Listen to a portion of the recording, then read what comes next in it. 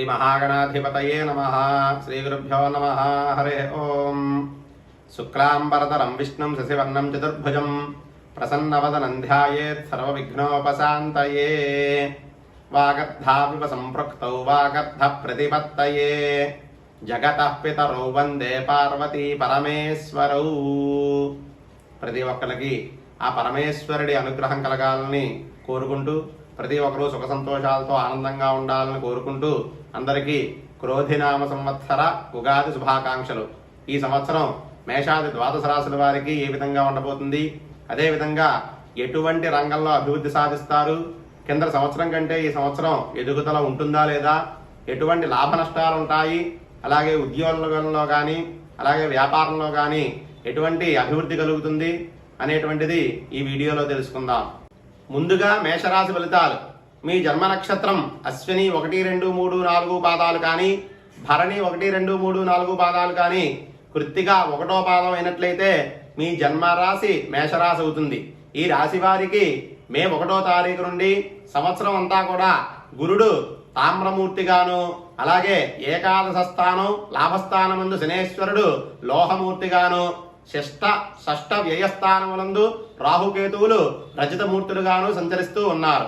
ఈ రాశి వారికి గురుడు గోచార రీత్యా ద్వితీయ స్థానమందు ఉండటం వల్ల కుటుంబంలో అభివృద్ధి కలుగుతుంది.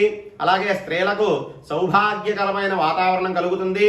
ధర్మకార్యాలకు పుణ్యకార్యాలకు ధనాన్ని ఎక్కువగా ఖర్చు చేయడం జరుగుతుంది. ఇక గతంలో పోగొట్టుకున్న ధనాన్ని ఈ సంవత్సరం సంపాదించడానికి ఎక్కువగా అవకాశాలు కనబడుతున్నాయి. ఈ రాశి వారికి సంతాన విషయంలో ఈ సంవత్సరం శుభ పరిణామాలు గోచరిస్తున్నాయి. ఇక ఉద్యోగస్తులకు శ్రమ అయినా కూడా జీతం పెరగడం వల్ల మనోవికాసంతో ఆనందంగా గడుపుతారు. శని ఏకాదశ స్థానంలో ఉండటం వల్ల ఈ రాశి వారికి ఈ సంవత్సరం చాలా అనుకూలమైనటువంటి పరిస్థితులు కనబడుతున్నాయి. ఇక దీర్ఘకాలంగా ఉన్నటువంటి కోర్టు వ్యవహారాలన్నీ కూడా ఈ సంవత్సరం ఒక పరిష్కారానికి రావడానికి అవకాశాలు కనబడుతున్నాయి.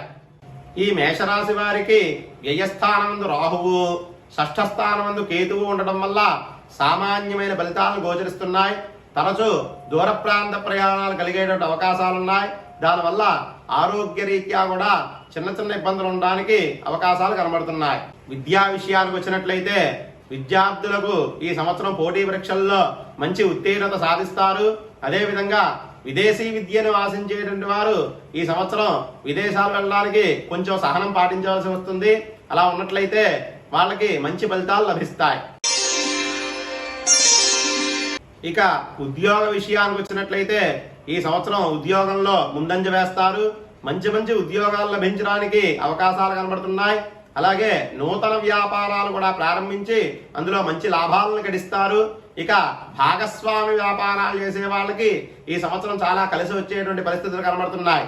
ఇక కొత్త వ్యాపారాలు కూడా ప్రారంభించి మంచి అభివృద్ధిని సాధిస్తారు. ఇక ఆరోగ్య విషయానికి వచ్చినట్లయితే మేషరాశి వారికి ఈ సంవత్సరం ఆరోగ్యం బాగుంటుంది.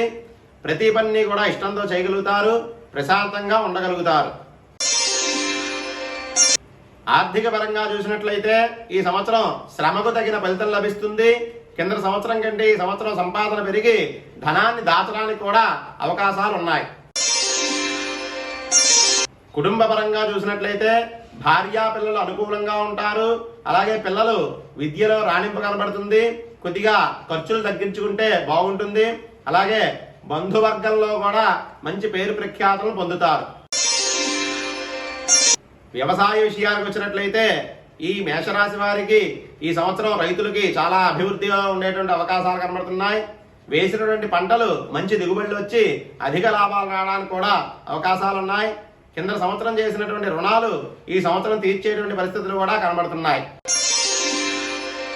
రాజకీయ విషయానికి వచ్చినట్లయితే శని ఏకాదశ స్థానం మీద సంచారం వల్ల మునుపెన్నడూ లేని విధంగా ప్రజల్లోనూ అదేవిధంగా అధిష్టానంలో కూడా మంచి పేరు ప్రఖ్యాతులు సాధిస్తారు.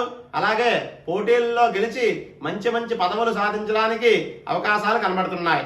మొత్తం మీద ఈ మేషరాశి వారికి ఈ సంవత్సరం ఆగస్టు నుండి అక్టోబర్ నెలల మధ్యలో చిన్న ఆర్థిక ఇబ్బంది కలిగిన సంవత్సరం అంతా కూడా శుభప్రదంగా ఉంటుంది. ఇవి మేషరాశి ఫలితాలు. సర్వే జనా సుఖినో భవంతు.